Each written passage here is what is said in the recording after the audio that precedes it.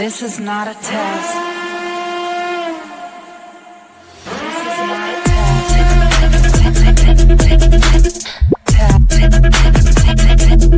This is not a test.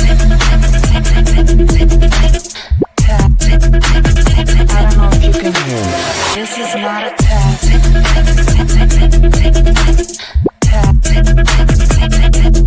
This is not a test. I don't know if you can hear me.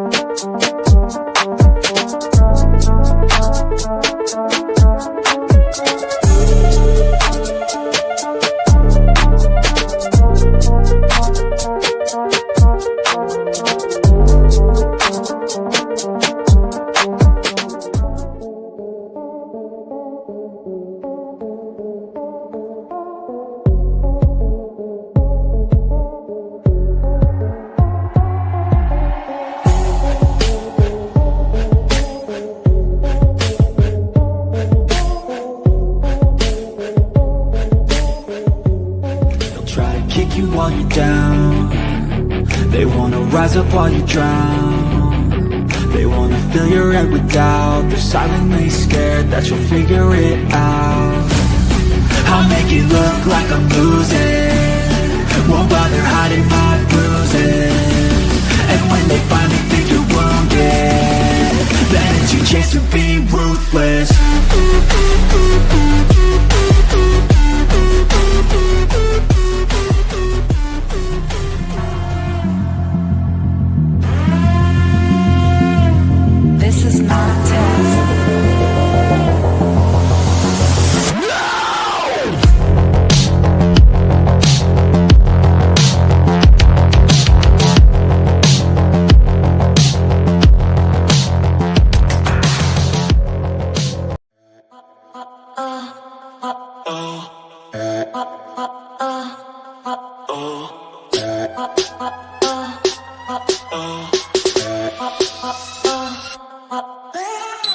have the right to remain silent. Anything you say and can will be used against you in the court of law. You have the right to talk to a lawyer and have them present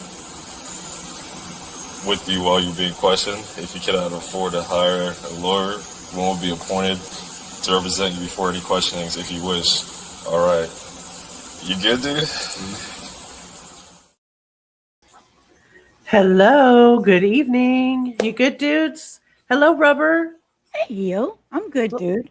Long time no see. I know. It's been a minute. It's been a minute. So I was like 2.5 minutes late, 3 minutes late because my live got deleted off of my channel. So I had to re-add it onto the channel. Always something. It Always is something. Hey everybody. Hey everybody. Yes, welcome in. It'll be a little wild tonight. Cindy's here. Nice to see you, Cindy. Southern Cats. How have you been? Oh my goodness. And I'm guessing, hi Cara. Nice to see you. I hope you're feeling better today, my love. I'm guessing that the notice is not going to go out or didn't go out because of that. So that sucks. Hi, Miss Sarah. So good to see you. But, it is what it is. Hey, Queen Lady Wolf. Hey, ladies, mark it on the calendar. You're still awake. Oh, I'm definitely going to mark that down. It's 7:30 Central, though, so it's kind of early for us.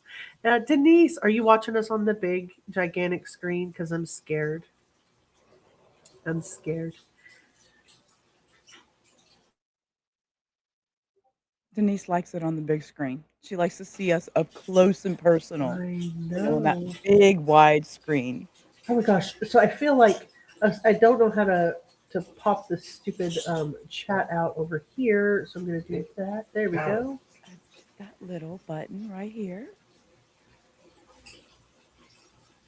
You're on the big screen. On the big screen.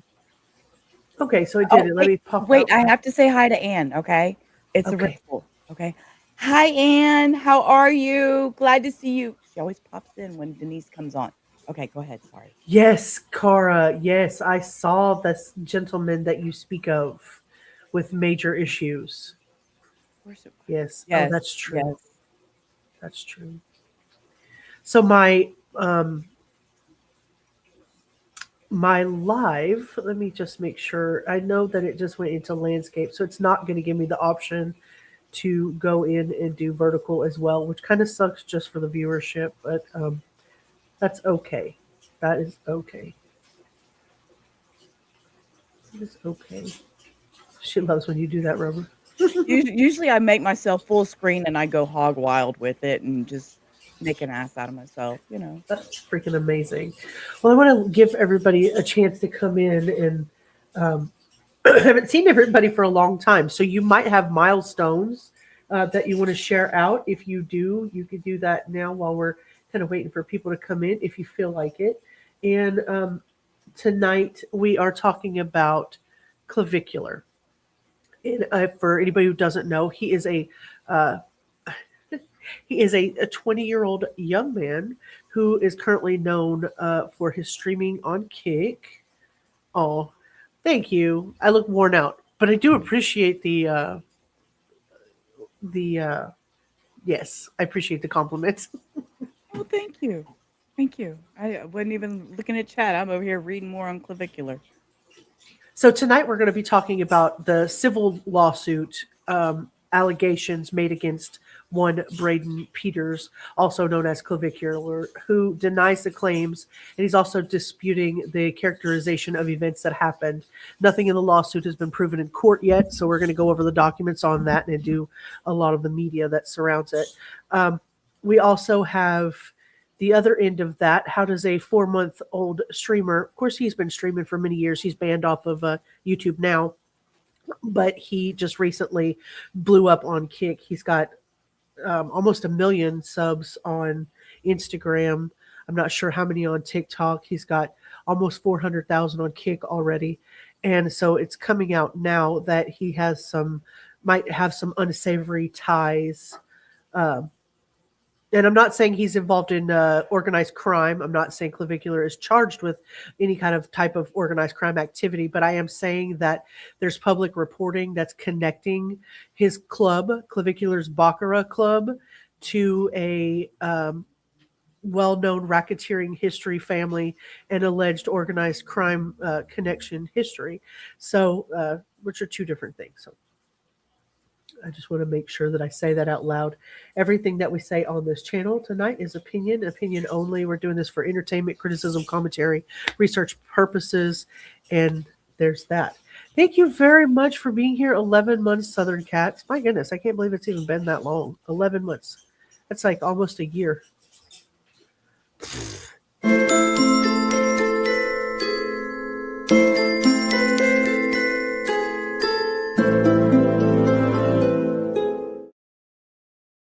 Thank you so much for being here 11 months. You're up pretty close to getting your hours for your memberships, right? Yeah, close. I'm about 300 hours off, 400 hours off. I'm so excited for you. That's amazing. I'm excited. My little goal is emojis. You know, of all things we have goals for, I want freaking emojis. I love my emojis. I love my emotes. I can't be mad about that at all. Cara has been here with me for 15 months. That's about as long as I've been monetized. That is amazing. Cara, I really, really appreciate you. See, Mastiff, hi, welcome in. I almost didn't see your comment there. It's a bird, it's a plane. Smile, it's me, ho. Money make a trend in this bitch dropping C notes. Oh yeah, I talk that shit like I walk that shit. Ran that mouse, running to that money. Cara been dropping C notes for 15 months. C notes. Oh, you too, Rubber. Look at me, I got one too. Dang. So good. 16 months. Thank you so very much for the continued support, as always. It's a bird, it's a plane. Smile, it's me, ho. Money make a trend in this bitch dropping C notes. Oh yeah, I talk that shit like I walk that shit. Ran that mouse, running to that money. Yay! All right, I won't dilly dally too long because I know people are here for the show. Clavicular. Stop it.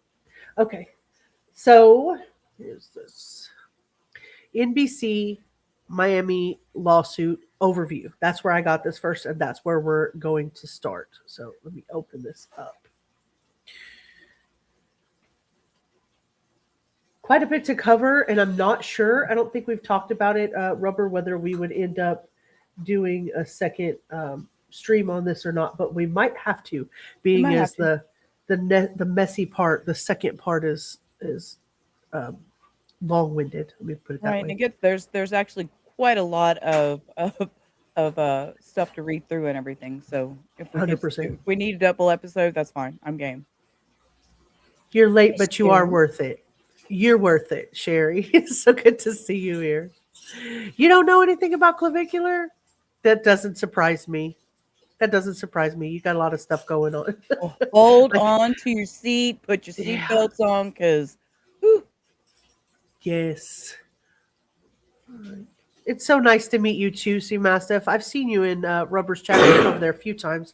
It is so nice to actually make your acquaintance. So when I first planned this live for May the 5th, the center of the story was his civil lawsuit. And the lawsuit was filed by Aleksandra Vasilevna Mendoza. And I probably butchered her name. If you know her online, you know her as Alorah Ziva. She filed this against Braden Eric Peters, also known as Clavicular. The lawsuit is still the center, but now as of May the 12th, we have some more stuff to talk about. He's also facing a misdemeanor firearm charge in Miami-Dade. Let me make sure that's playing here. So this is Clavicular right here. If you haven't seen him, he is known as a looks maxer, and a looks maxer is somebody who uses everything within their power to try to maximize, obviously, their looks. That's just like the basic part of it, right? And he's most famously known for starting his testosterone journey at 14 in order to manipulate the way his body would grow and the way it would form throughout the years between 14 and when his platelets would close when your growth platelets close. He's also known for what they call hammer maxing. We have a lot of maxing tonight. Everybody will have lots of maxing, but hammer maxing, and it's basically where you take a blunt object, like such as a hammer, or you'll see in some of the media that we cover, he uses maybe a globe from an award for a baseball game or something that he won. And he takes that and he bangs it on his jawline and on his temples in order to create micro fractures in his face so that it will build up or atrophy, if you will, and shape his face out for him. That's what he's been known for. He's facing a misdemeanor firearm charge in Miami-Dade connected to an Everglades alligator shooting on his live stream. We also have reporting around the Bacara Club. It's an older nightlife area, the nightclub area. Stop now. Don't want to be sharing that. We don't care about the dog food. you can tell I'm rusty here. I can't get it to close down, so I'll just close that out. It is just weird. And he is ridiculous. You do remember him, Southern Cats? So there's also a crime boss family associated with his Bacara Club, of which he is now an owner of, a $5 million club after only 4 or 5 months streaming IRL on Kick. And so that's weird. And that's why we have the alleged organized crime adjacent that we'll be talking about that are now connected to Clavicular's current circle. So yeah, we're going to talk about the civil lawsuit first, alleging battery, fraud, intentional infliction of emotional distress, and unauthorized use of this young woman's name and her likeness. But we've also found thank you, Sherry. We've also found some conflicting stories with the young lady as well, so I'm sure they'll take that to court. But we're talking about an alleged live stream. It's not alleged. We're going to show it to you of an injection involving Aqualix, which is a fat-dissolving product that the FDA lists among unapproved fat-dissolving injections. We're going to talk about that. You're going to stay chunky. Yeah, and then we'll talk about his meth maxing. And basically, that's his lean protocol, or was his lean protocol, up to April of this year when he actually OD'd on live stream. So this is jam packed with all of his fuckery. What do you think, Rubber? I heard about him. Okay, let me give y'all the background of my knowledge. I heard about him through Hio. I'd heard little bits and pieces, and I heard about him through Hio, and then we started watching him on the down low, on the back end. Hio and I are up at night watching this guy, amazed at these club scenes, and not even like the people that are there.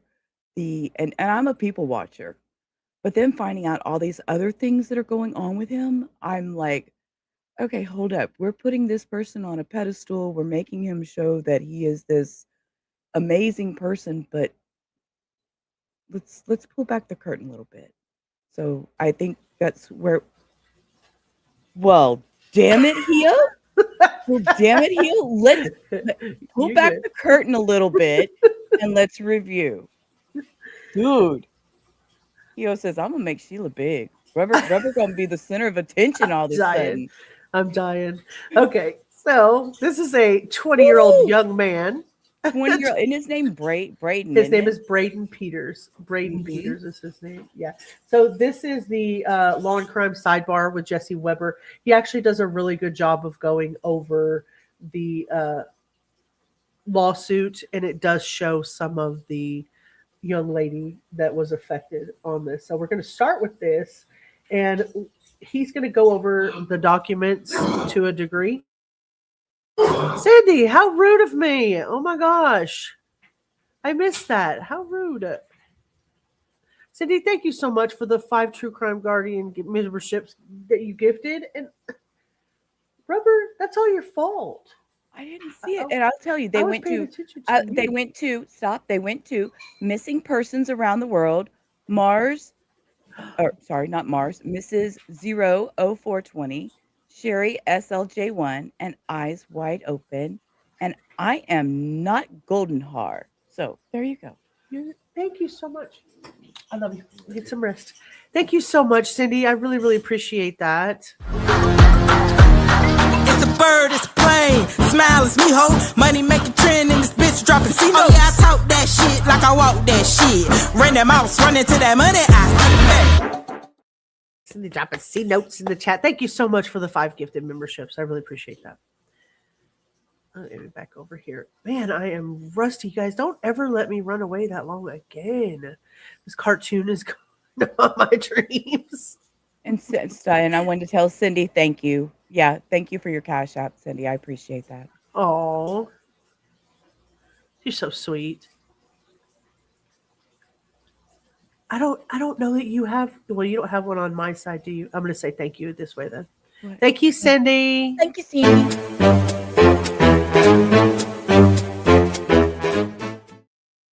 That's what I got for We'll her. get one over there on your side too, so we'll have one of both. So before I get too far into it, I've already posted this over on As the Gavel Drops Discord. It is a Discord where you can find a lot of the documents that you could be looking for on the cases that mean something to you. And I'm going to post that link right here in the bottom here. It's As the Gavel Drops Discord. You can find this. Wow, that's not even the. Yeah, All the that is you. Well, it is, but it's not our link. Like, we have a permanent link, and I'm not sure why I didn't post that one, but that's okay. We've already posted all of the firearms charge, the alleged battery charged, and the civil lawsuit for Braden Peters, the Lux Maxer, aka Clavicular. So if you need to find that over there, the documents are also up to date on the David case, the Celeste Rivas Hernandez case, if you were looking for that, as well as all of the newest updates on the Karen Reed stuff going on under all of that mess. We both love you too. We do. I know. I mean, I don't know why when I went to go click it, it didn't do it. It just should be like AT. Yeah, I don't know why it didn't do that, Queen. I appreciate you. Thank you. And thank you, All right. Queen. I'm still learning. Just bear with me. I'm still learning. I'm so rusty right now. I'm so nervous. I can't believe how nervous I am to see you guys. I really am. I'm so freaking nervous. Us. It's just us, just like you and me, but we got everybody in the crowd listening. I know. So, and this is haunting. This is haunting somebody. I think it was Cara. Cara's scared already. So these are the documents itself. We're going to go over Jesse Weber's video first, but I did want to put that out here. This is the complaint. They made that. It was filed on the 28th of April, and it's by, like I said, her name is Aleksandra, but I think, like I said, she goes by. What did I say? What did I say? Let me go pull that back up. What did I say she goes by, Sweet Pea? Boop, boop. Oh, Alorah Ziva. Alorah Ziva. How do you get that out of Aleksandra? I think that's her. I wouldn't say stage name. I don't know if she's like the rest of the girls around him, OnlyFans girls, which they are. Okay, I get it now. She's just like he goes by Clavicular. Okay, he goes by. Yeah, he goes by Clavicular. She goes by yeah. Alorah. Oh, okay, yeah. Got it. Yeah, confused me. It's weird. She's a pretty girl, but the whole looks maxing scene is basically to take everything that you already have, put your makeup on. Lean max, go get really skinny, get to the gym, I guess, knock the hell out of your chin with a hammer. And of course, there's a lot more involved than that. And Braden will be the first one to tell you it's not just that. There's a ton of other stuff that goes with it. Basically, she's seeking action in damages of $50,000 for the recuperation of her attorney's fees. She is also saying that she was a minor under Florida law during the time of the Aqualix injection into her cheeks, and that Clavicular took advantage of her both by her name and likeness as well as sexually at some point. And yeah, it's crazy. It's crazy. So these are all of the links that go along with it. Like I said, we're going to watch Jesse Weber first, and then we'll go through what they don't cover on here. And the fact that all of these are here will show you that she has the things to backs it up. What she doesn't I'm going to interrupt you. That one line popped out. I'm reading while you're scrolling. That one line, number 10. Peter refers to this one night stand as a pump and dump. He does. He does, and it's gross. Hey, Elizabeth. So nice to see you. There we go. Yeah. I mean, carry on. He meth maxed. I say previously because he says right now that he is sober. Right. He is sober as a judge. You'll also hear the term slay.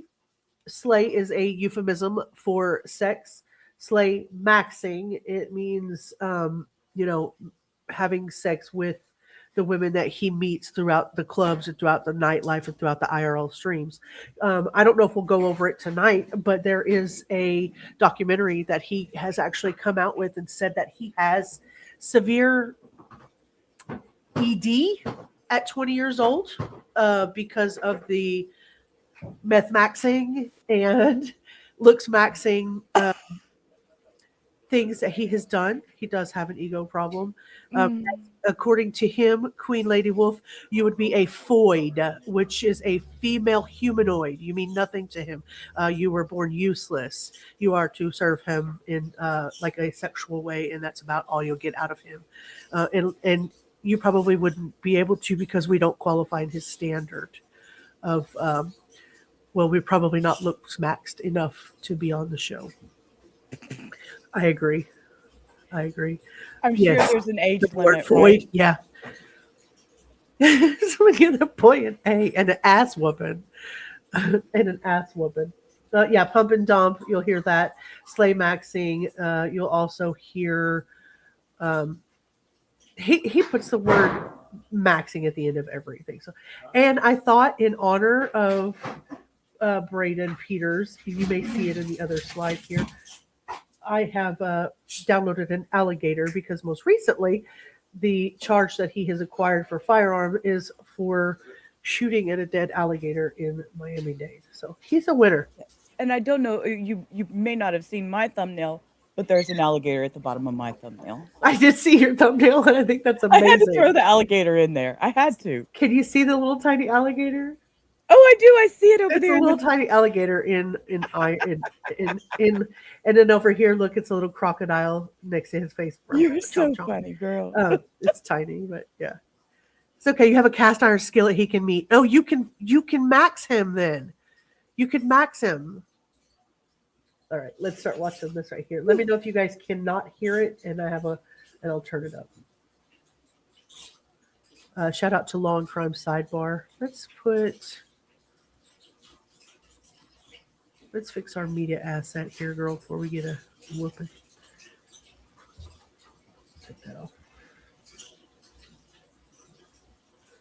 We need to get down. Look at that. Theo, you're in his face. I know. We need to get down here. There you go. Okay. Popular looks maxing influencer. All right. I'm already going to tell you that again about this. So I'm not really happy with that.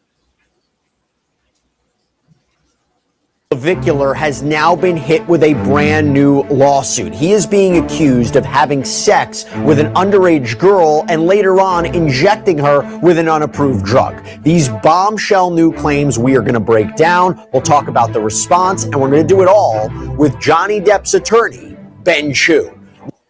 How dare he get Grandma involved in his little fuckery? Did you see that picture? She was so proud of him. He's like, Grandma, take this picture. Elizabeth, you can always email one of us, just so you know.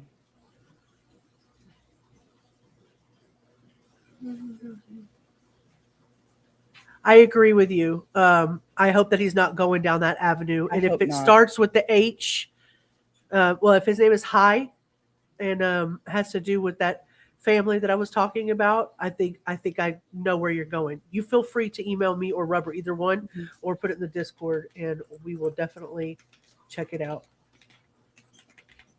Can you move the captions up, please? What, darling?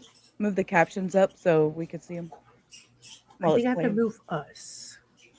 No, you don't. Just drag the captions. How you can't drag the captions? Oh, what the hell? Just drag the captions. When did that happen? Always. That's crazy.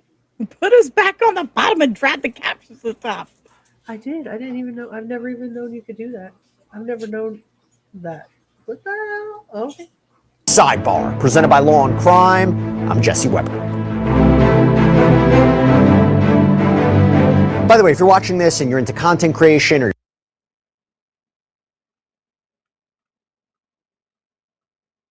is right from the lawsuit that was filed against him. Yeah, and yes, there are some allegations and there's a narrative put in here based on his description, but this is how the plaintiff in this case describes him. Quote, the defendant, Peters, is widely known under his social media name of Clavicular. Peters has over 1 million social media followers as a result of his online promotion of looksmaxing, which is So he doesn't have 1 million followers in one sole place. So I'm guessing that they're fusing all of that together because he's, as far as Kick is concerned, he's still in the 300,000. As far as X is concerned, he's not near 1 million. And TikTok, I think he's got 943,000. So my assumption is they're lumping them all together.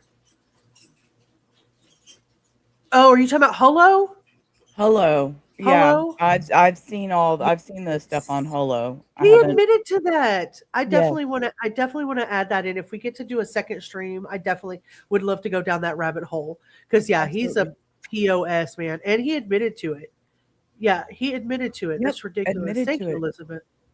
Admitted to it online, like on IRL. is focused on improving the physical appearance of his online followers. According to Peters, looksmaxing allows someone to ascend from maybe slightly below average to above average through looksmaxing, so they can achieve the desired amount of wealth for a supermodel to date them. He has claimed that across society we should be advocating for looks. Peters has repeatedly claimed and bragged online about his use of illegal substances, including methamphetamine and ketamine.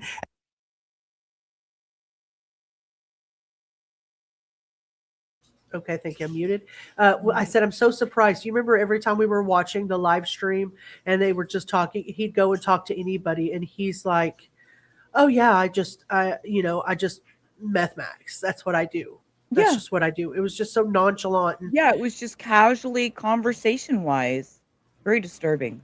And then you'll see it when we watch the OD where Androgenic, which is his friend, who's also another looks maxer, looks at him, and the guy's nearly ODing on the table, and he's like, "Hey, you want an Addy? Hey, you want an Addy?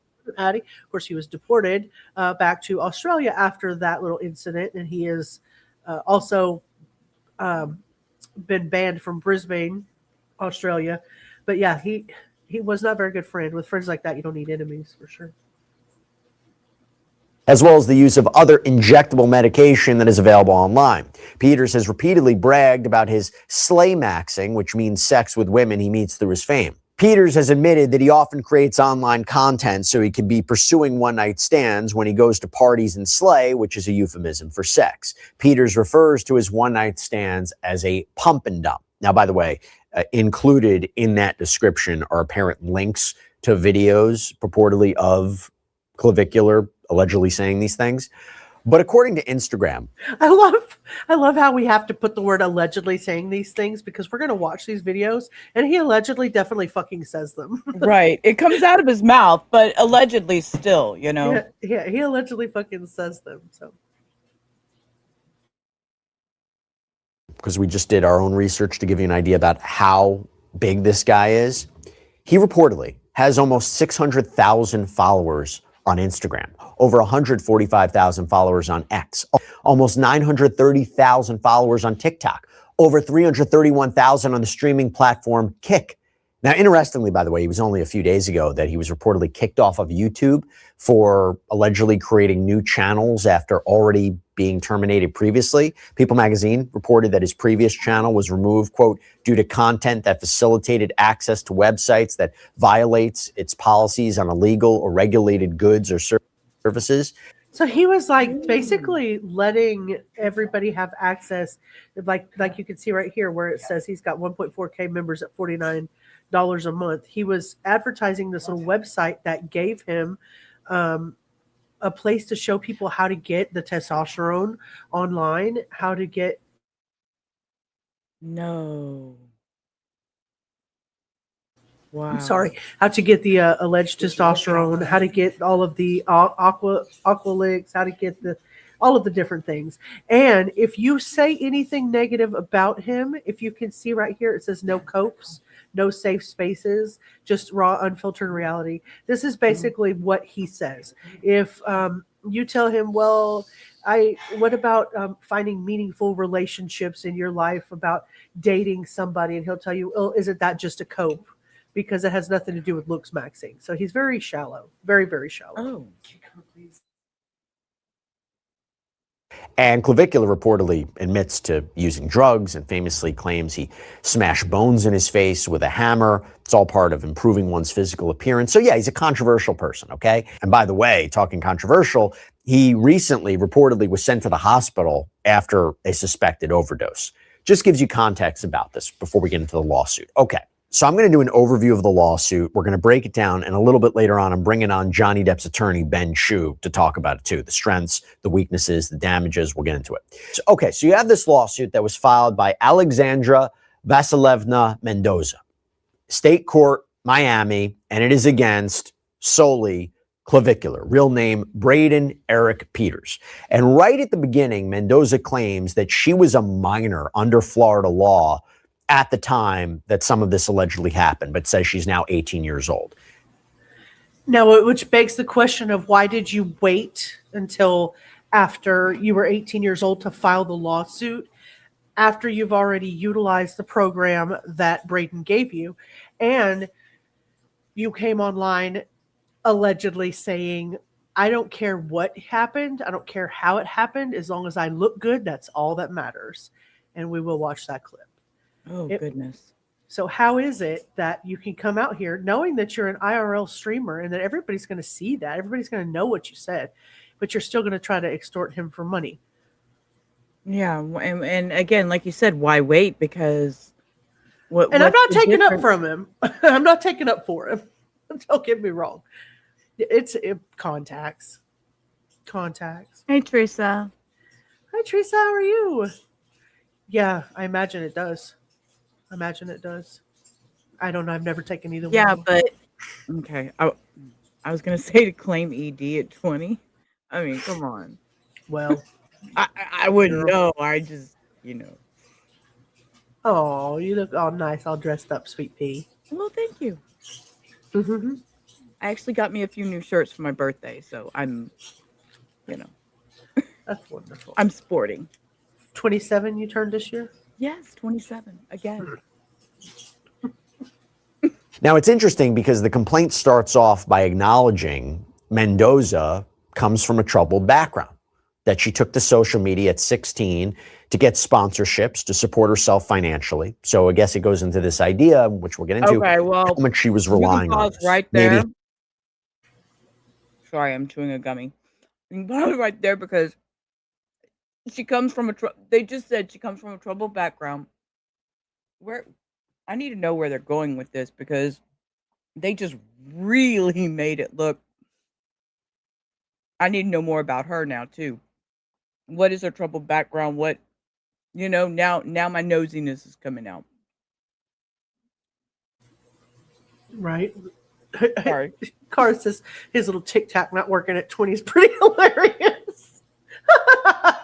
Steroids will give you ED at any age. They do like a Viagra. Oh, yeah. Yep. Well, and most recently, to your point, the stream I watched with 6ix9ine, who just revealed his baby mama Alligator is having a boy. I don't know why I'm keeping up with the celebrity stuff nowadays, but the trauma sector was really getting to me and beating me up. So Alligator has recently said she's having a boy, and while they're filming the IRL, their Clavicular neon I don't know who else, Aiden Ross, all of those bigger people are filming this. Danny, who's Tekashi 6ix9ine, is handing out like blue chews, which is like a chewable form almost of Viagra, and everybody's like trying to take it while they're there. And he's like, "Yeah, I'm gonna see if I can get a stiffy, I guess, see if this works." I thought it was kind of funny. He was willing to he's willing to put anything out. He has no filter at all. It's ridiculous. 6ix9ine, I know. Don't get me started, Cindy. I can't keep up with the other sector right now, so this is where I've been hiding. Yep, we've been watching Tekashi 6ix9ine on stage and offset at the Bacara Club. Yeah. We've been learning about what's his name? Tarzan the Cuban. Oh yes, we've had to stay away from all this craziness on some of the craziness on YouTube, and we've chosen this route for a little bit. Yeah, for a minute, yeah. How much she was turning to Clavicular for help. Maybe why she continued to stay in touch with him. I think that's the narrative, but let's go through it. And she apparently, according to this, was referred to on social media as Alorah or Alorah Ziva. So you go to May 2025, and she alleges Clavicular pays her $1,000 to film videos. And again, allegedly 16 years old, claims that Clavicular wanted her to be the female face. So you will hear in future segments as well that Clavicular has offered $1,000 to the girls that he has on his IRL stream. And the reason that happens, quote unquote, so would only that fans girls. That be $1,000 per episode, $1,000 per month, $1,000 a week? Well, girl, let me tell you this. This is what in all of the things that I was discovering last night, I found a new rabbit hole. And it's something that he doesn't want anybody to know, but it was actually leaked out on stream by accident, that he has started his own OnlyFans company, where he is basically, I mean, the way I look at it is like a pimp with all your girls underneath you.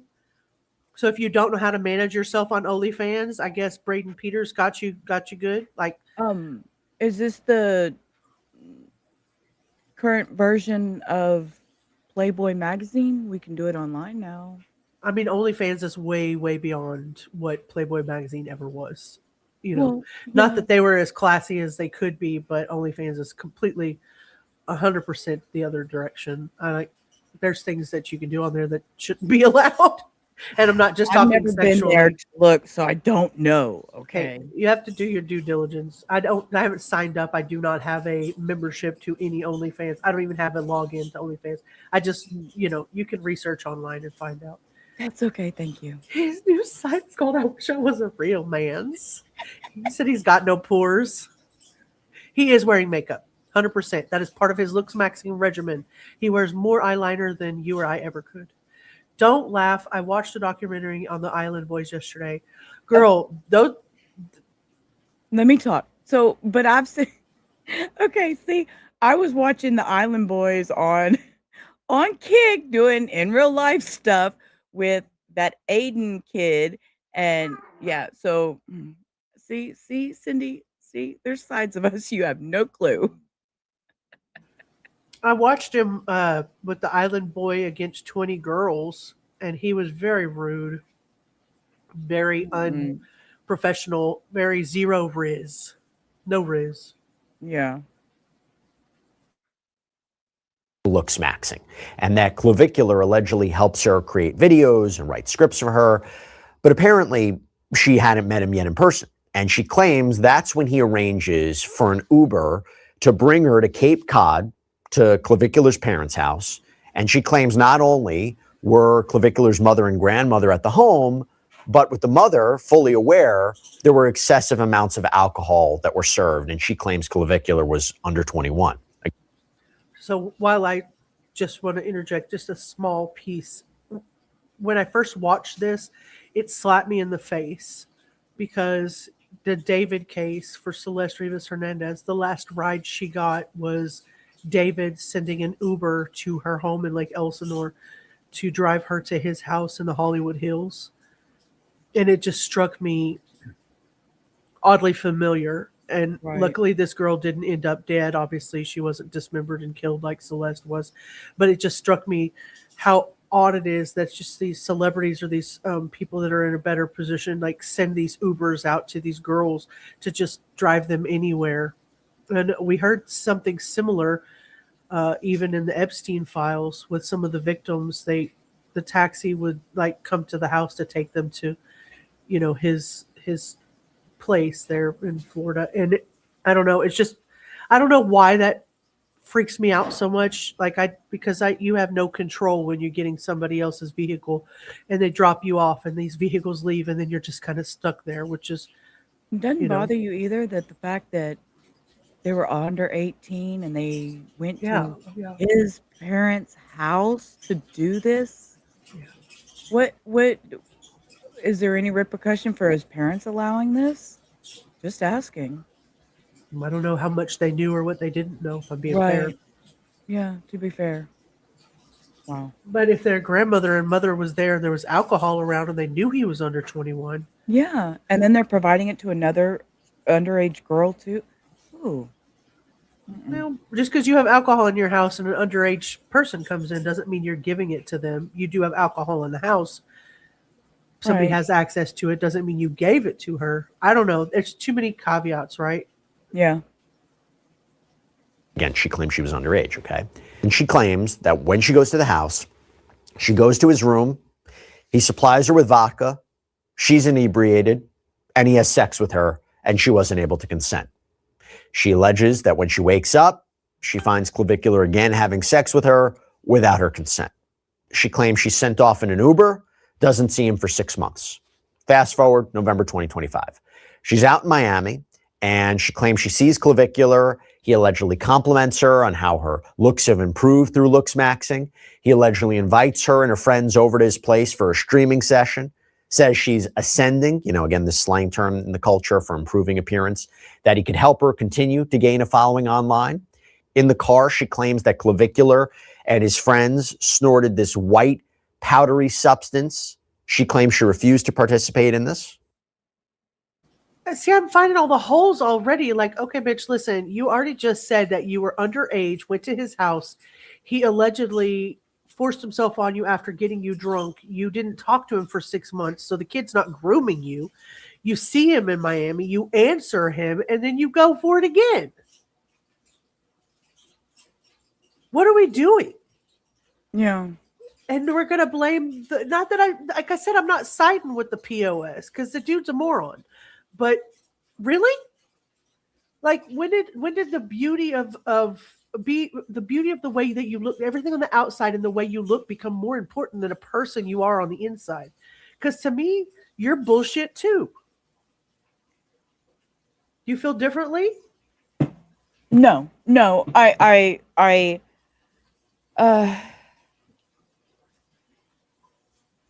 Let me reserve my thought. 'Cause Okay. I'm Okay. Yeah, this is going to make some of us mad, and it's made you know, me it upset because it goes to what people always look at outside appearances and want to go with that, want to run with that, and we want to conform, and we all want to be these beautiful little models and go to the gala and do this. It makes me so angry that people are so superficial 100%. that they want, you have to be this beauty on the outside when in all truth, just like you are a beautiful person on the inside, you are beautiful on the outside. But that's, people are so concerned with looks. It's the era we very live in. triggering to me. It's very angering to me. It's So, the era we sorry. live in. I mean, it's it almost reminds me of that old saying, "Get off my lawn." You know what I mean? Because sometimes that's what I feel like now. I'm like the old man who wants you to get the fuck off my lawn Mhm. because I don't relate to them in any way whatsoever. I have a 25-year-old and I relate closely to him in many ways. We grew up together. And so when I talk to him about this, the first thing he tells me is this is just how they are, who they are. This is what they're made of these days. This is the superficial nature of the way they were raised. And they were raised by, parents and that are still in their 30s or, early 40s. I don't know how old Braden's parents are. I have no idea how old her parents are. He just, his 25-year-old point of view was, this is just how it is nowadays. We just have to accept it. Kind of like we would say when we were younger, you don't like our music, accept it or get run over. He's like, that's just how it is. It's just how it is. It's crazy. Right, Cindy? Like the new model, the actresses from the 70s and 80s, that same type Right. of... Everybody had to be twiggy, skinny, little itty bitty back then, and now we're going superficial another direction. Sleep sweet. Thank you so much for hanging out, Queen. I really appreciate that. Thank you. Good night.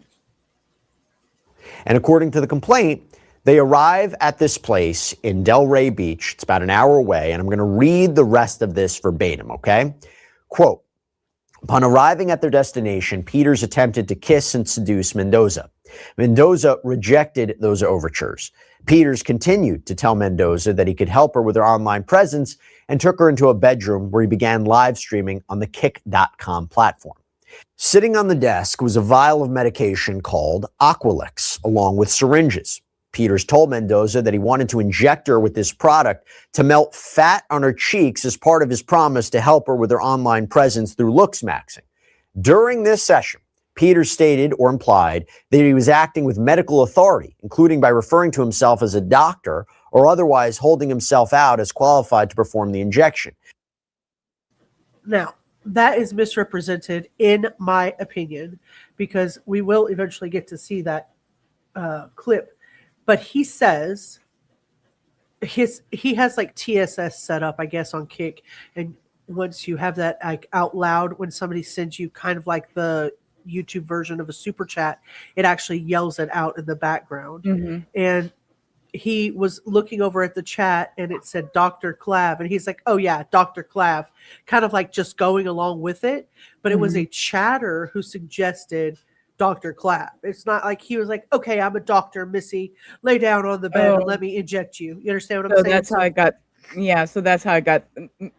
Yeah. Okay. I feel we've in my seen opinion, this happen. We've seen this happen quite a bit on YouTube. So I totally get. Yeah. Go ahead. Kara says, I blame his parents for him being the way he is. He was never told no. He got everything he wanted, and he never faced any consequences. Yeah, his parents allegedly are well-to-do and from Hoboken, New Jersey, which is where he comes from. And I think that he swung between there and somewhere in Massachusetts. Played baseball growing up, was fairly normal, but had upper middle class, if not wealthy. I know, right? The fuck, Teresa? The FDA has warned that fat-dissolving injections are not FDA approved and can be harmful. Peters was not a physician. Peters was not licensed to practice medicine in Florida. Peters was not authorized to inject plaintiff with any drug, medication, chemical, or fat-dissolving substance. Peters never notified Mendoza that he was not authorized or licensed to perform injections. Plaintiff did not provide legally valid consent for Peters to inject her. Plaintiff's parent or legal guardian did not consent to Peters injecting plaintiff. Peters nevertheless prepared to inject plaintiff on camera during a live stream session that was streamed on the Kick.com platform. Peters then injected plaintiff multiple times in both cheeks with what he represented to be Aqualix. Peters did not... It's so crazy. Hi, vamos. ¿Cómo estás? How are you? Delray Beach. They have a huge detox rehab there as well as a huge amount of sober houses. It's crazy. Robert's like, Florida, eh? Yeah. And I'm not going to declare him as civilly liable and all this. I'm definitely not going to declare him as, criminally guilty. But I know that there are some disputes. Like, there are some ways that he is guilty in this, but there are also some ways that he's just being reckless and young. Which doesn't give you, if you speed in a 45, you're going 65 and you lose your license. It's just your absence or ignorance of the law doesn't mean that you didn't commit a crime. You know what I'm saying? Right. So, yeah.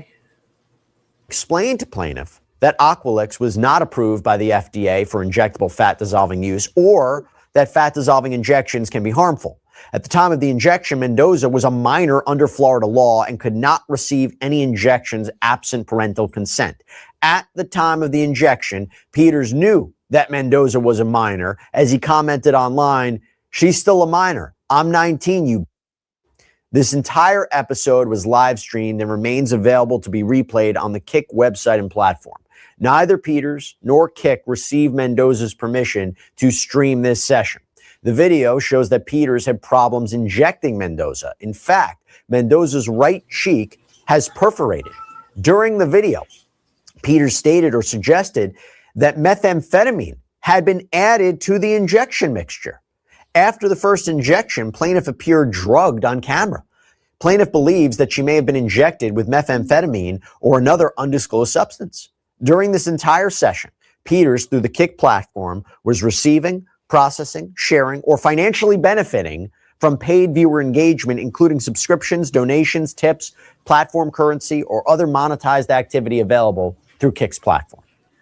So we're dealing with multiple layers on this already, right? One, it's bodily autonomy. Two, the consent.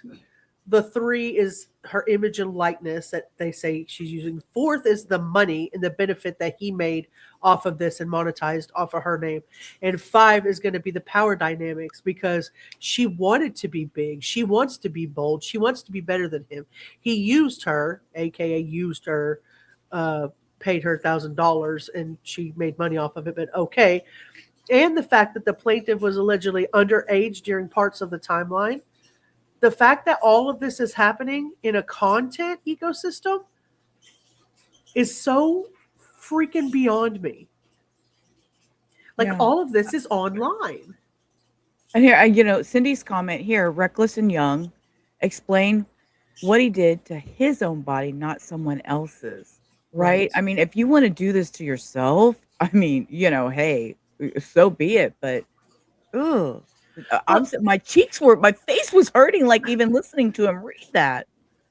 And offering her $1,000 to film some of the videos or clips with him doesn't mean that she, was required to do any of the other things that she did. Like, obviously, I'm not saying he manipulated her, but he was obviously influential enough to, or she wanted it bad enough. She wanted to be the female face of looks maxing bad enough that she let it happen. You know what I mean? Yeah. And her being her age and wanting to fit in with the in crowd, and it goes a lot to socialization, and I don't know. The central allegation to all of it is the injecting her face with the Aqualix. And I'm telling you right now, you're going to see where she says it doesn't matter. It doesn't matter as long as I looked good. You know what I mean? And the FDA has not approved the fat dissolving freaking Aqualix. It says it's not evaluated products for safety or effectiveness. It could have adverse reactions. She could have had like a permanent scar, face paralysis, skin deformities, all kinds of other crap could have happened. All kinds of crap could have happened. Now, after this, she does claim that they did see each other other times, claims that he would pay bouncers to let her into bars, get drinks for her, and she claims that she thought all this time that he was trying to help her with her career. And she makes the claim also that these encounters were streamed on Kick.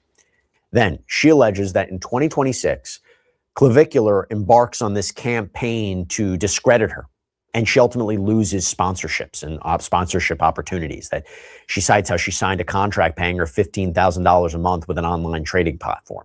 So this goes to the harm component. And then it says, quote, upon information and belief, Peters' campaign to discredit plaintiff was undertaken in anticipation of plaintiff asserting claims arising from the live streamed injection and related misconduct. So she's suing Clavicular under 4 causes of action, 4 claims. And I want you to listen carefully, because I'm going to talk about this with Ben Chu a little bit more about what is not included in this. So the first is battery, allegedly intentionally injecting her, causing physical and psychological injury. Count 2, intentional infliction of emotional distress. So the alleged injection, the claim is, was intentionally reckless and outrageous. You're talking about something that goes past the bounds of what is acceptable, really egregious conduct. So, Rubber, from what I'm telling you right now, do you think that the plaintiff, that Alorah, can prove that she didn't validly consent, or that the consent was obtained through some type of misrepresentation of who he was, or intoxication, or peer pressure, or she didn't have all the information. Like, Yeah, she chose to do it and go along with it, obviously. But what again, was it the peer pressure? Was it intoxication? There's so many questions. I and don't does have an that answer make it to. battery? Does it make it No, battery? I You know what don't. I mean? Hmm, hmm. And she claims it caused her severe emotional distress, trauma, humiliation, nightmares, panic, fear, mental anguish. Count 3, fraud. So this is about Clavicular allegedly not telling her he wasn't a licensed healthcare provider and didn't have the authority to inject her before allegedly doing She so. should have known. And you followed. She She should. was there. She heard. Yeah. She know. No, I find that. Nope. Fraud That's requires a reaching. false statement or misleading representation in order to get the damages that she wants, right? And Yeah. she's saying that he told her or led her to believe that he had some medical license to practice medicine or to inject her with this. I don't We're not was she, talking Doogie Howser, MD. Okay, come yeah, on. was she misled about what the injection was, or was she misled about the safety? Was she misled about what the opportunity or the career impact would be? What is she misled about? Because I'm telling you right now, if to me it seems like she's taking these claims and putting them on a broad spectrum of fraud could mean anything to her. Right. And so what the court's going to say is, what is it that you were misled about? You know what I mean? Did the Yeah. chat think it was funny? Did the stream get views? People were clipped? None of that's going to matter to the court. All that's going to matter is if there were damages, causation. Like, what are we representing here? In my opinion, that's, career. That scares me. The new content creator fantasy where you just have to have a niche to get rich quick. Girl, I've been trying for a year and a half. I've been trying for a year and a half, and I can't get consistent enough to get my millions. Right? I think the fraud's going to be a harder claim to prove because the courts really want to find out if the conduct is that extreme and outrageous or emotionally distressing to her, or if it was just being mean or being messy. That's not going to be enough. You understand what I'm saying? So I think that she'll probably argue that her age is the context. The sexual conduct while she was drinking is going to be another argument. Humiliation, probably public humiliation or image exploitation, some way to discredit her as a woman afterwards, because she does get discredited in some ways by people in the chat calling her all kinds of names. And she alleges loss of sponsorship. So, I mean, bad behavior, yes, but extreme and outrageous conduct, I don't know. Yeah, I can't. Yeah, I can't see extreme and outrageous because I mean, she went. I'm gonna mute. Go ahead. You're okay. Teresa says, I'm reminded of a body cam I saw where a woman claimed she was a whole ass nurse. Who would believe that?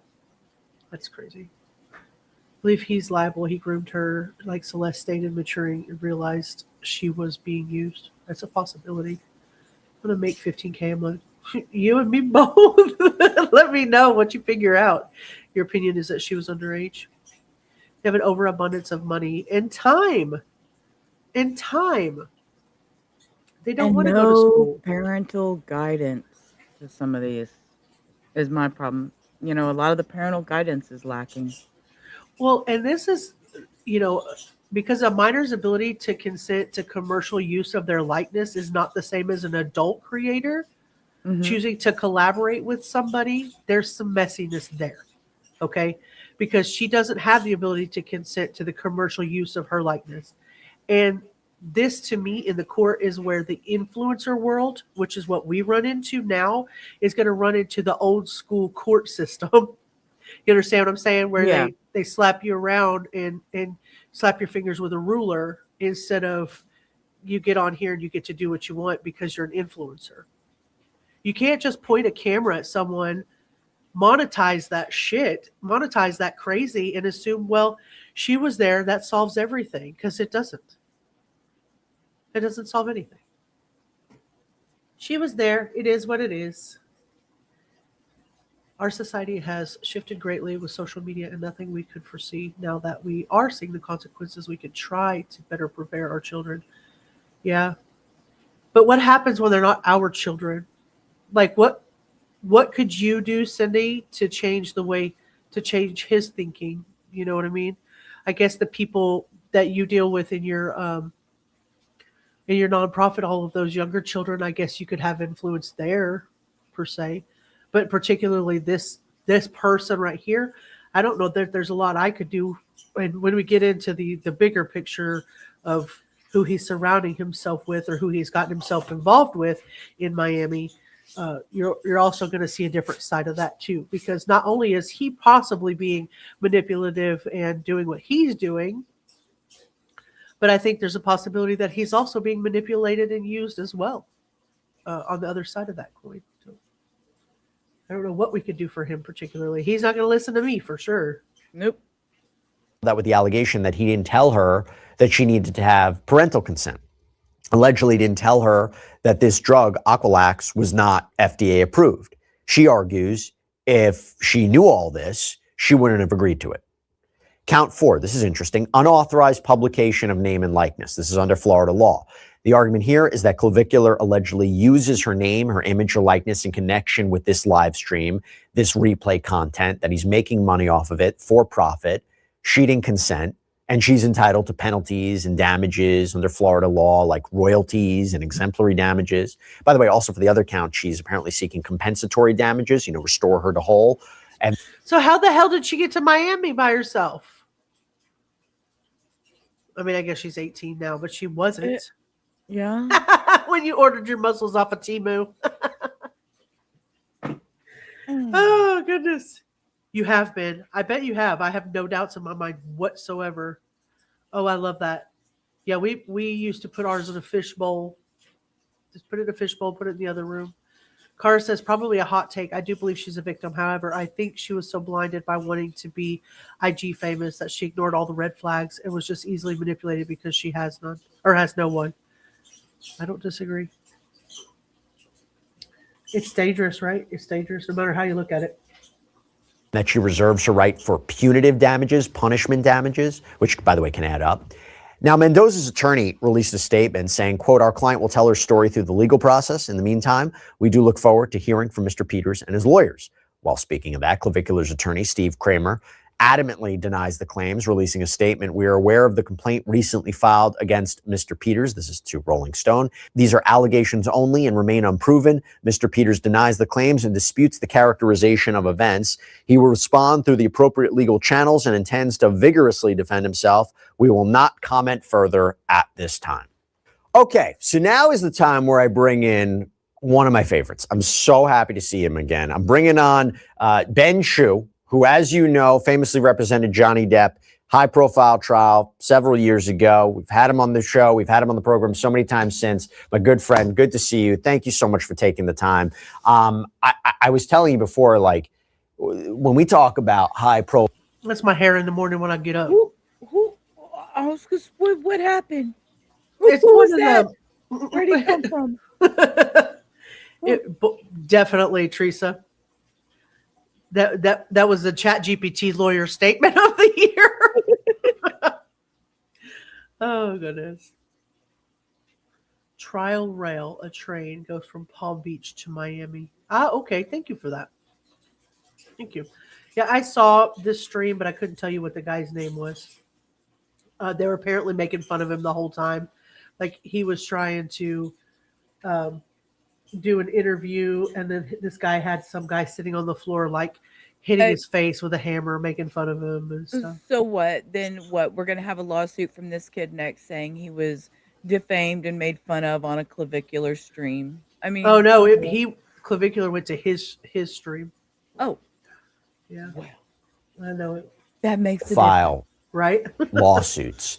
This guy, Clavicular, is massive right now. He is massive. He is getting a following, and getting a following so quickly that I'm very curious to know how this fits into it and what the repercussions can be. And I want to break down this lawsuit. Just generally speaking, you had an opportunity to review it. What do you make of it? What do you make of the allegations?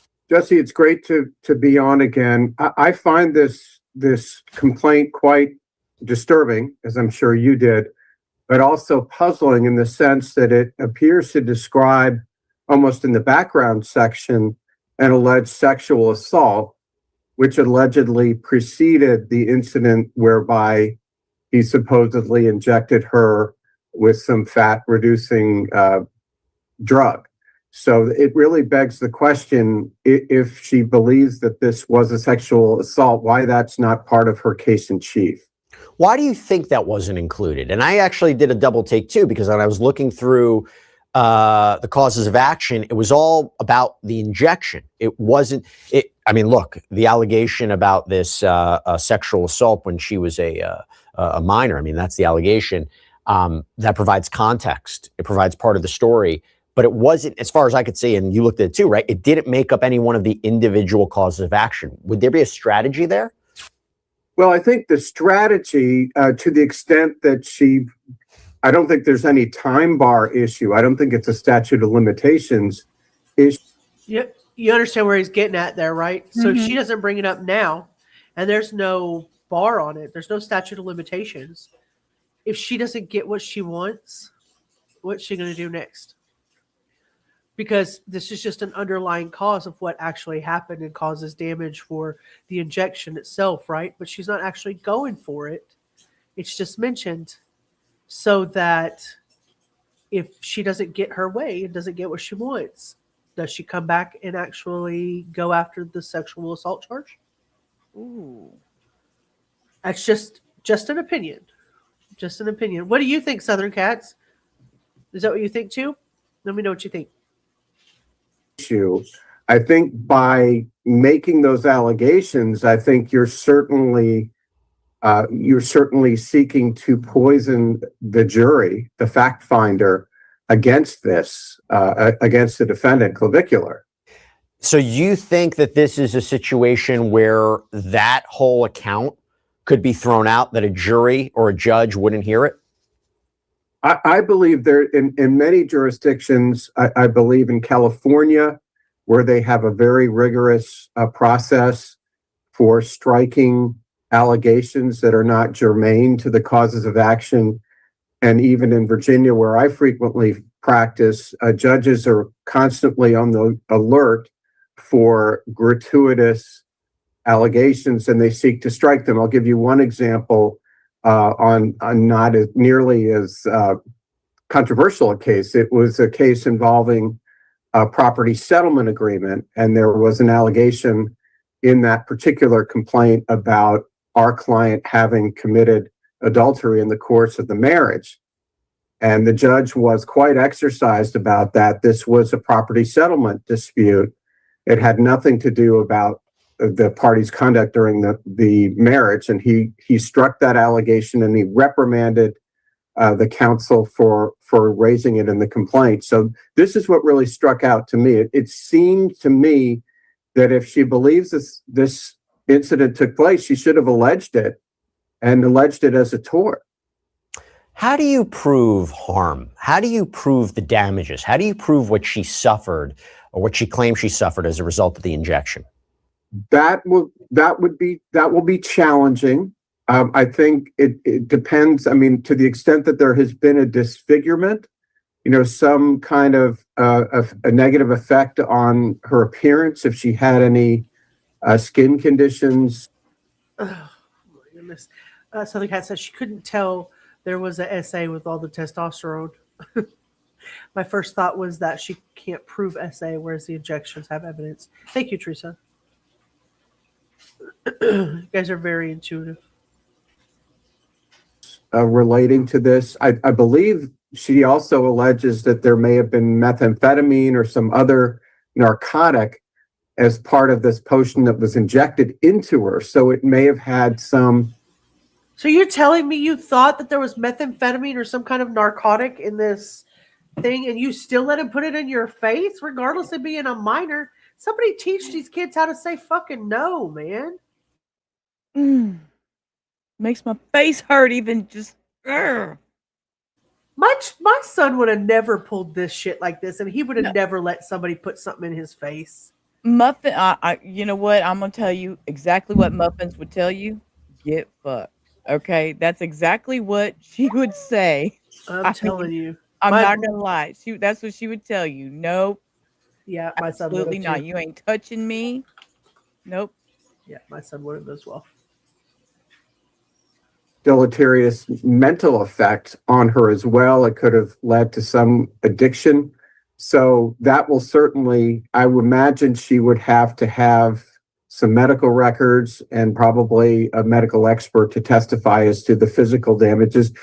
And she's, as you know, Jesse, she's also alleging emotional distress, intentional infliction of emotional distress. And that's a broad term. That's a broad cause of action. Generally speaking, it's so broad that it can encompass a lot of different alleged behavior, but it really has to be, egregious. It really has to go beyond the bounds of decency. And if I were just to tell you the headline, popular looks maxing influencer injects another influencer in the face with a drug without a license, without her knowing what this was all about. I mean, that's the allegation. I would say, okay, I think that probably could be defined there, but it's not a slam dunk, right? Because I'm looking at it, right? And they say it has to cause severe emotional distress, trauma, humiliation, nightmares, panic, fear, mental anguish.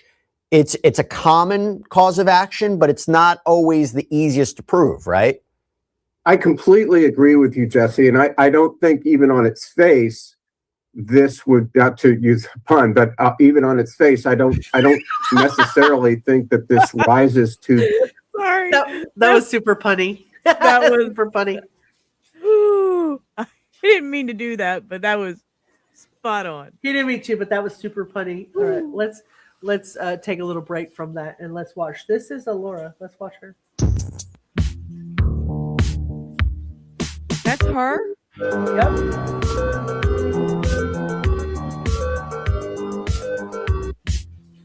So, this is my opinion. She was a child. Exactly. When she started the looks maxing, which, the idea is to get a hold of somebody when they're 14, 15, very, very young, so that they have time to change their looks before their growth plates close, is the idea.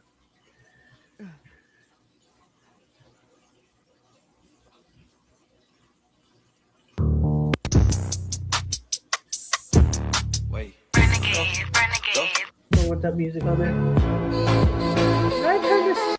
There it is. I'm like, how do I turn this music off? Here we go.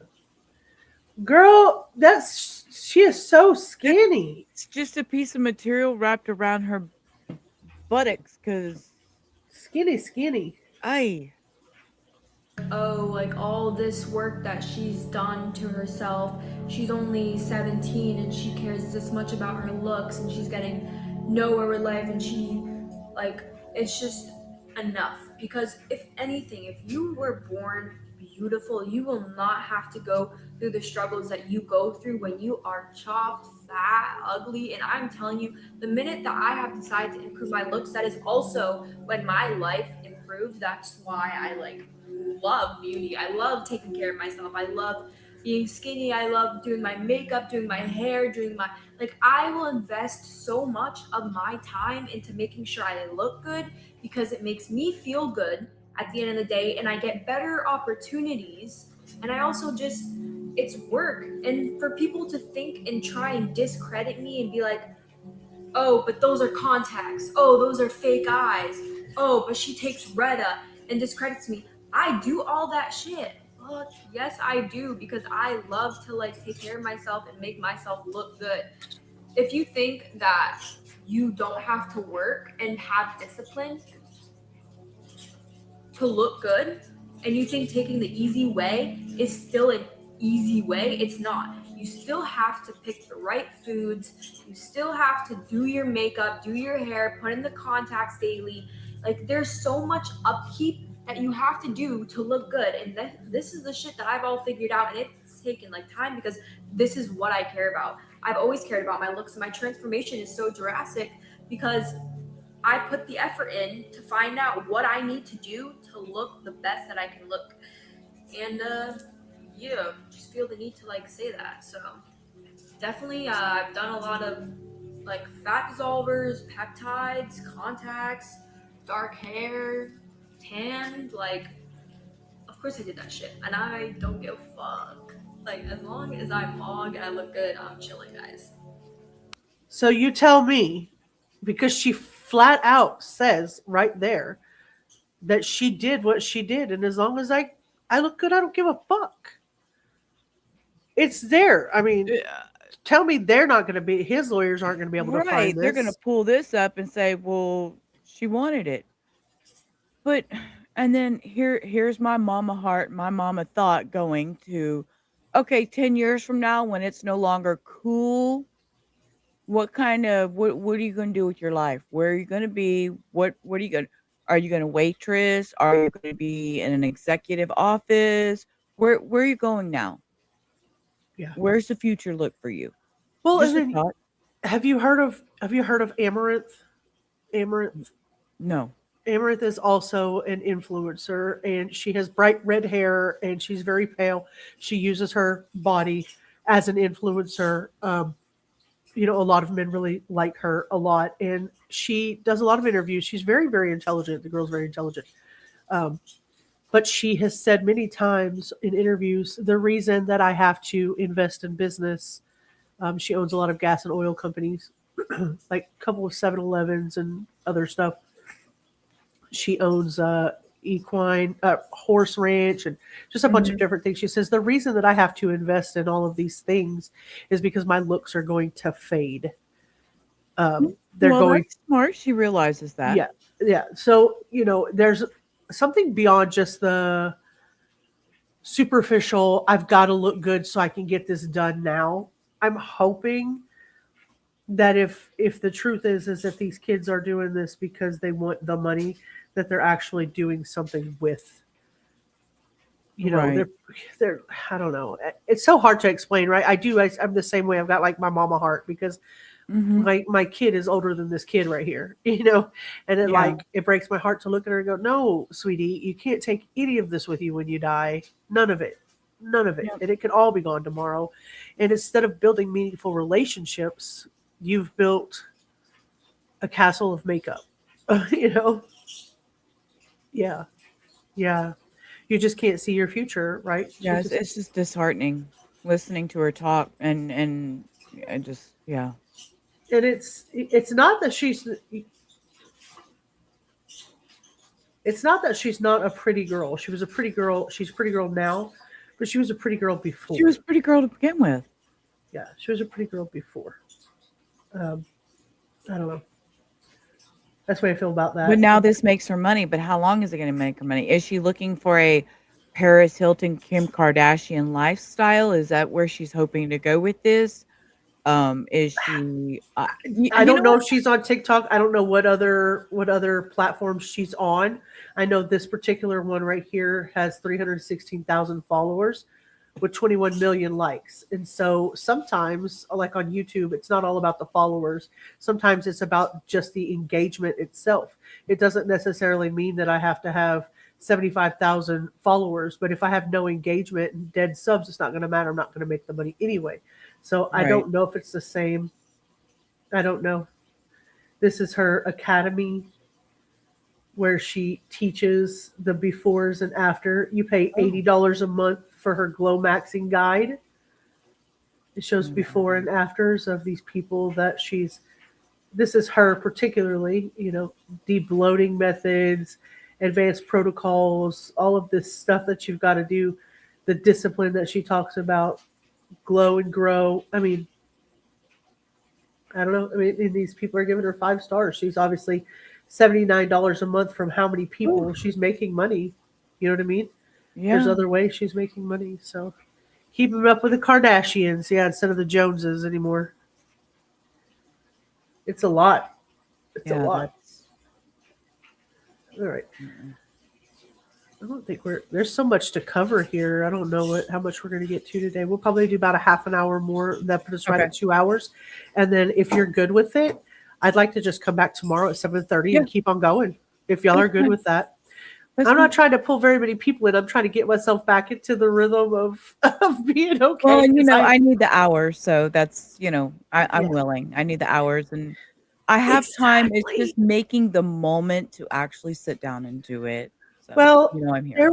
I've been doing. I know I've told you I've been doing this really awesome boot camp that was offered to me, and YouTube gives a few different guides to how to do things. And there was a lady that came on yesterday that really spoke to me and said, when you're a mom, your kids don't care whether you're sick. If they're hungry, you feed them. If they're important to you, you love them.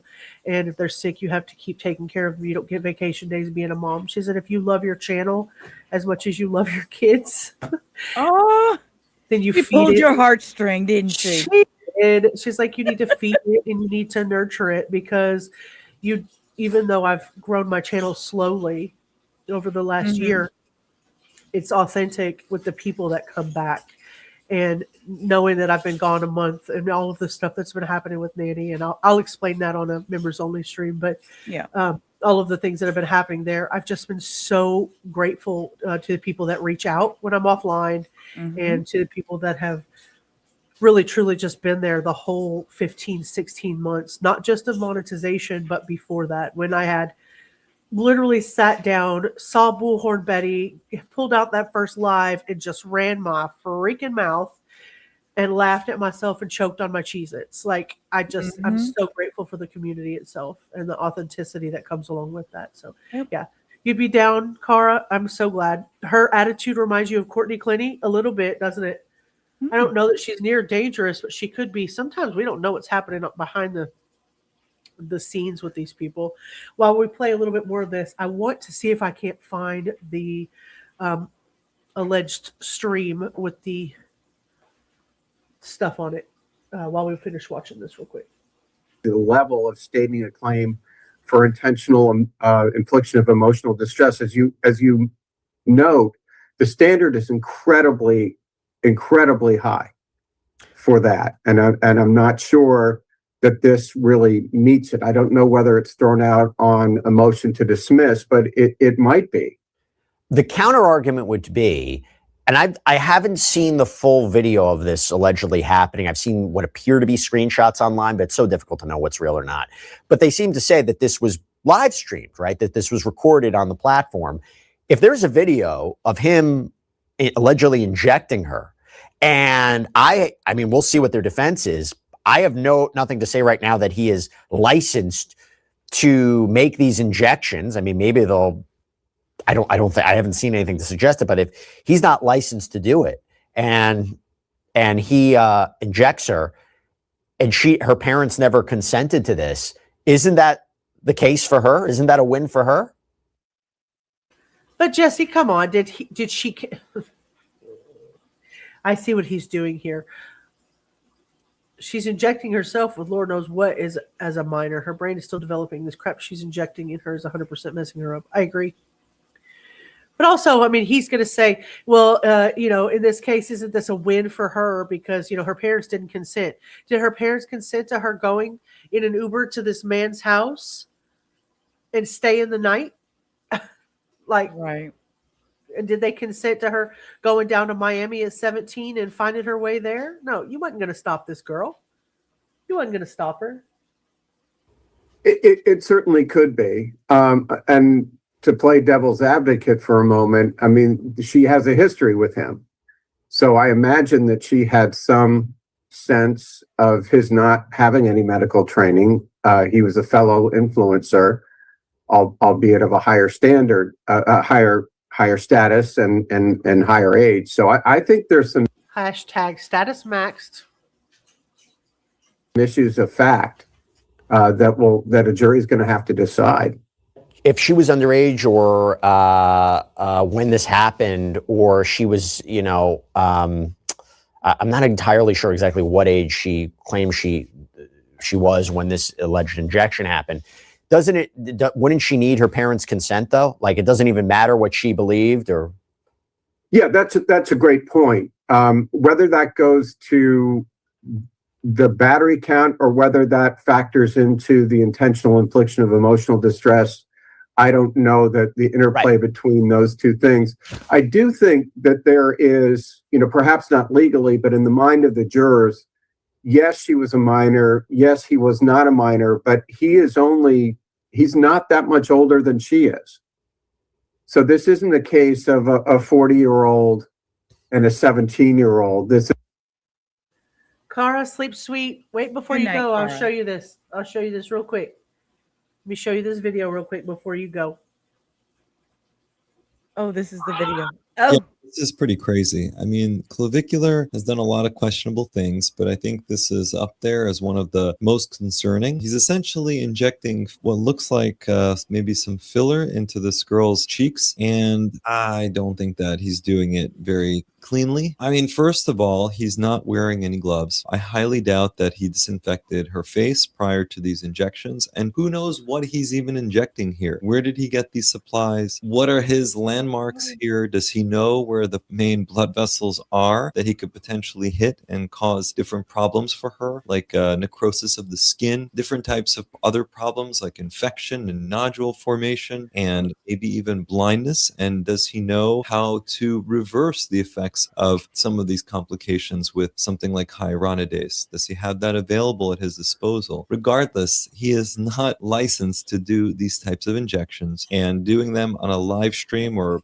So he says right here, the people on stream are concerned about what he's doing. So if you look at his mouth, he's like, we're looks maxing her, guys. We're looks maxing her. However he's doing them here should be considered, highly illegal, and something that I think should not be condoned. I've spoken out in the past against the DIY community when it comes to filler and even Botox and other things like threads and whatever else people are doing to themselves. But this is something that is highly dangerous if done incorrectly, and really probably should not even be on the internet. Yeah, this... Yep. So there it is. There it is. That's what, yeah, that's scary. That's scary. All right, we've got about 8 more minutes of this video. is a case of somebody who is only, 2 or 3 years older, as I understand it. And I do think that might affect how a jury sees this. Which goes to another point. I've seen this video. It was up on it was up on a X page, Clavicular updates. I don't know if it's genuine or not. It could potentially be. Let me play it real quick. And what else? Not dating Clav. Just did a little stream together where he injected Aqualix. It was really fun. Super nice. Send me an Uber home right after. If that's true. okay. Okay. Whoa. Sent me home right after. Sent me home right after, because it's not FDA approved. I'm guessing it could still be put on the market, right? I don't know. That's a really good question. I have a lot of information I haven't shared yet, but this is just crazy. Listen to her. I'm gonna go back just a little tiny bit. Let me play it real quick. And what else? Not dating Clav. Just did a little stream together where he injected Aqualix. It was really fun. Super nice. Send me an Uber home right after. If that's true, there's 2 ways to look at it, right? One person could look at, she said she had no problem with it, and now she's suing him. This hurts her credibility. The other way of looking at it is, in these types of cases, and if you have alleged victims who are younger, sometimes somebody will say how they feel about something that allegedly happened one way and then fully grasp it another time. Or, they because it can be very complicating how complicated how somebody processes or feels about something or alleged abuse. But the other way of looking at it is too, if Also, just for clarity purposes only, that's just one day after Clav injected Aqualix into her face on stream. That was the next day she posted a TikTok saying it was fun and that Clavicular is super nice. So the injection appeared at that time consensual, but and her accusations are blatant lies according to them. But okay. I mean, like you said, you can't consent if you're a minor, so it may be a moot point. We don't know. Wow. She thought that he was going to help her career. She would say whatever she needed to help, to make sure that he helped her. And when he didn't actually help her, turned on her, according to the allegations, that's when she's like, okay, this is the real truth. This is, I said that on tape, but that's not really how I felt. Talk to me about what we should be thinking there. Yeah, I'm smiling not because it's a funny situation, but because you and I have talked about this in many different cases. This is a case that I think we will have an expert who will just explain to the jury. We'll probably have experts on both sides, and her expert would explain why a victim might behave in that manner and say, I was fine with it. And that could be, consistent with someone who is still a victim. He would have another victim. He would have an expert on the other side to argue, no, that's not the way a real victim would act. So I think this will be a case that not only involves the credibility of the two principals, the plaintiff and the defendant, but I think you're going to see expert testimony. And particularly, I know I've seen it already on social media, those who have come to Clavicular's defense. She continued to hang out with him. She was with him if there was really a problem. It gets complicated, and it also gets complicated if you're dealing with somebody that young. I'll just say that.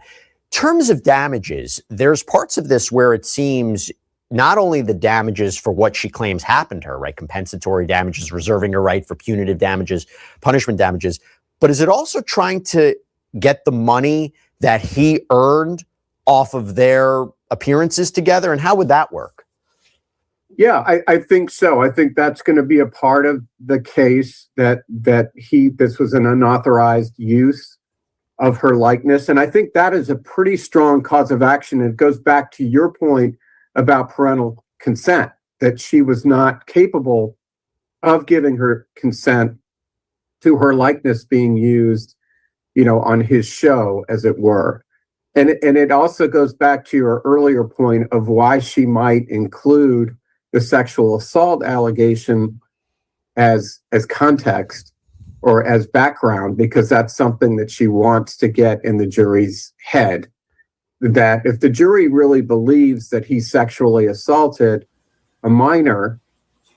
Doesn't that already lead us to believe that she's manipulative on her own? Yeah. The idea, I mean, of course, he did represent Johnny Depp, and I mean, he dealt with somebody like Amber Heard day after day who abused, the court system in a frivolous lawsuit against Johnny Depp to extort him money, and allegations saying that he did all of these things to her while she's shitting in his bed. In case anybody forgot that. Yeah. Nobody forgot that. Nobody forgot Amber Turd. When my dog stepped on a bee. Yeah, I sometimes I forget that she exists because it's been so long. Yeah, that's what that doctor was saying. What if she'd had an allergic reaction? Like, what would have happened? What would have freaking happened? At the time, they may not care about the niceties of the jury instructions that you and I, spend so much time with judges dealing with it. If they think that he sexually assaulted her, they may just want to punish him, irrespective of everything else, which is why I think a judge should look long and hard about striking those allegations. I was just about to say that. I was like, okay, so there's no way that his lawyers aren't going to look at that and say, hey, she might be alleging that this happened, but if there's, no evidence to prove that happened, then it needs to be struck because it has nothing to do with the injection on her face. It has nothing to do with all the rest of it. And instead of tainting a jury pool, like, let's at least give him a fair shake, Trust me, he's not innocent in all of this, though. No, but let me play devil's advocate for a second here. I mean, what if, okay, here he says, I'll give you $1,000 to do this, blah, blah, blah. And then she realizes, oh, fuck, he made 30 grand off that stream. I mean, where's my share of it? I don't know for a fact, but I have heard it told that I'm they throwing sign numbers. NDAs. No, I'm saying Oh. I don't know for a fact. I just hear that, and it may be after this Oh. or subsequent to this, but I've heard that he makes these girls sign NDAs now. Yeah, I agree with that. I agree with that, Cindy. There's not a lot we could do sometimes. Yeah. His parents definitely are not on board with what he's doing in this direction. I know for sure. I mean, it seems to me that you either make the allegations that there was a sexual assault or you don't, but you don't mix it up in a case that involves a completely different set of incidents. Do you think that she's also, her attorneys are making a basis to go after Kick as well? The Kick is not named as a defendant, but I'm wondering if going after this platform is something we're expecting too. Yeah, that's a great point, Jesse. And you always look as a plaintiff's counsel, and most of my work is on the plaintiff's side, is you look for deep pockets. And Clavicular is a deep pocket in and of himself, but I would go after the corporate entities as well. Well, and he isn't necessarily the only deep pocket. His associates are deep pockets as well. Now, and the like McLaren, they gifted him when he opened his club, Bacara. Mm-hmm. Because you're talking about another pocket and an entity that's likely to have insurance, which could fund a settlement. And clearly what you're looking at here, if you're really looking after your own client, which I'm assuming that these lawyers are, you don't want to put your client through a trial, because even if she prevails, this is going to be further traumatizing her.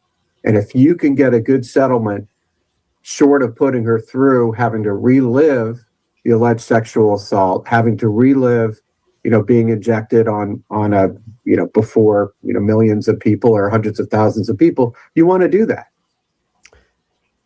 This is not a contract dispute case, right? This is a case involving really disturbing allegations, which makes me wonder, do you think authorities are involved at all? Do you think she went to law enforcement? Because this is blending in. These allegations are blending into the criminal arena. Yeah, I clearly think, the sexual assault, that's a very serious crime. And the battery, I mean, assuming that this actually happened and there's evidence of it, that he injected her without proper authority or permission since she was a minor and he had no medical background, I would think that also would be a very serious crime that the Florida authorities would be looking into. When that happens, Jesse, as you know, if there's an indictment, it usually results in a stay of the civil case, because then Clavicular, in this case, as a criminal defendant, has a right against self-incrimination. And many courts look at it as unfair to require the defendant to have to testify in a civil case while the criminal case is pending. So for whatever reason, my guess is if this case proceeds and he's testifying in the civil deposition, there's no jeopardy at issue. But it's a great question, because you would. I mean, how much do we think that they're going to try to settle out of court just to try to get over with it so he doesn't have to go to court? Although he is a very prideful individual. You know what I mean? Like, it's a civil lawsuit, it's $50K. Yeah. He might want to stand his little ground over there and say, no, I'm not settling. We're going to go all the way. Yeah, but $50K, like, give it to her and move on. If Yeah, you're making as much money as you think. Right. That's exactly what I was fixing to say. If he's making that kind of money, $50K ain't shit to him. That's a drop in the bucket. That's what, half a month's work. I'm just throwing shit out here, but you know what I'm saying? And then have something done to where you can't bring up the essay later. Mm-hmm. Like, okay, this is dead, done, scrapped. What is, if he settles, it'll be sealed. It could, yeah, that's a possibility. I couldn't say I blame him at that point. I think that there'd be a parallel criminal investigation. Ben, I really appreciate you coming on and breaking this down with me. This has a very complicated case. It has a celebrity aspect to it. That takes it into a different realm. You are the best in the business. Funny to say a celebrity aspect because, I'm curiosity kills me when I think did can't even say the word, his name. Did he think 5 years ago he would be considered a celebrity? You know, I don't know what he thought, but I mean, he was definitely and intentionally would injecting.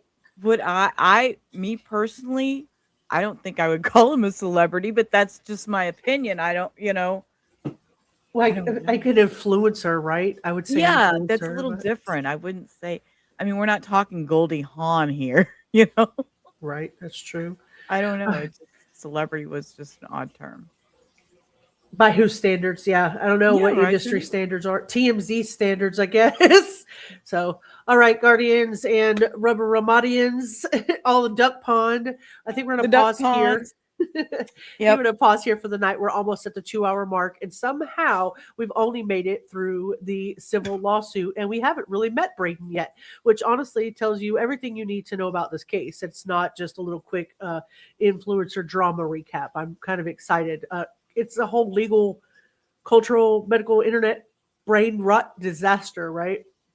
Yeah. And almost So like it an might be onion. more than just 2 nights. We'll see. Yeah, We'll we're see peeling how long away the we onions. might Tonight we have to work this focused on 2 nights. the Alorah Ziva civil suit, the claims, the alleged live stream injection, of which we actually saw factually, the Aquilix issue, the consent questions, the fraud allegations, her image and likeness, the bigger question of whether the young girl is treated as a collaborator or content at that point.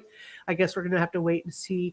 Tomorrow night, same time, we're going to continue the coverage. We'll move into the rest of the Lux Maxer situation, the alleged shooting of the Alligator. We'll actually meet Braden Peters. We'll meet some of the celebrities he's hanging out with, and some of the not so big celebrities, but possibly ties to some unsavory characters. Dun, Let's see. dun, Oh, the Bacara dun. Club. Yeah, the Bacara Club, the reporting around the organized crime alleged and now being discussed in relation to his circle.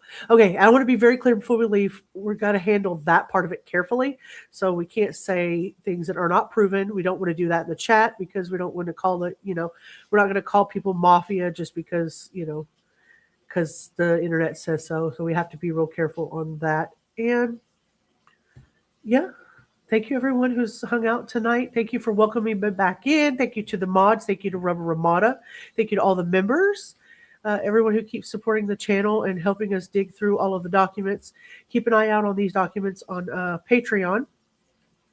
Like the live on your way out. Subscribe if you haven't, if you'd like. If you want to support the document work, memberships are the best way to do that, but hitting the thumbs up is the best way. Yep. Hit that thumbs up on your way out, and thank you all for being here. All right, get some sleep, Rubber. Make sure you Oh, yeah. hydrate. Yep. Don't let random live streamers inject anything into your face. No. I'll keep my little cheek lines or my cheek lines, and nobody's doing anything to them. This is all natural. So yeah, we're gonna keep it that way. I appreciate you guys. We're going to go out on what we normally do. I Yep. cannot wait to see all the Guardians and the ducks around the pond tomorrow night. Good night. Night.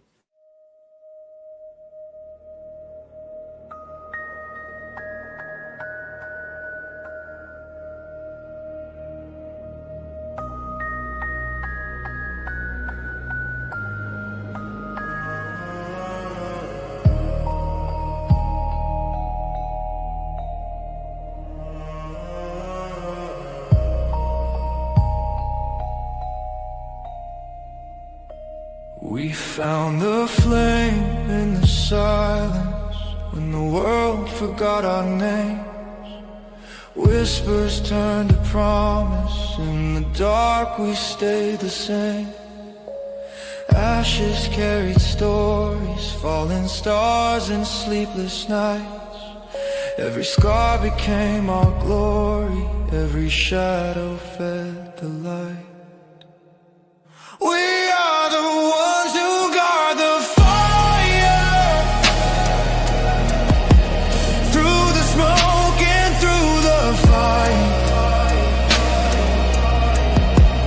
bound by truth, by heart, by wire.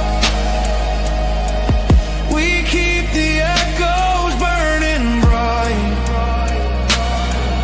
No crown